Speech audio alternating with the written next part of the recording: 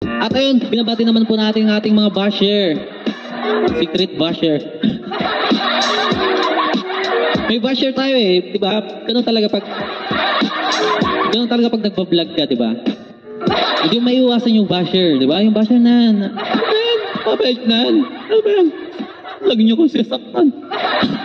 Hindi, joke lang. Bahala kayo sa buhay nyo. O, para sa lahat ng mga basher dyan. Yung basher natin na laging nakabang sa ating video para i-bash tayo. Naghanap ng butas yun. Di ba naghanap ng butas yun? Lagi niyang inabangan yung ano natin. Pero thank you so much. Isa ka sa viewer ko. Viewer yung viewer, di ba? Tama naman. Sa lahat ng nagpa-vlog dyan. O, di ba? Sa mga gustong mag-vlog naman dyan is tuloy nyo lang. Sa mga napaplano, gustong mag-vlog, di ba? Tuloy nyo, sumakit yung ulo nyo. Pero okay lang. Siyempre, ganun talaga ang buhay.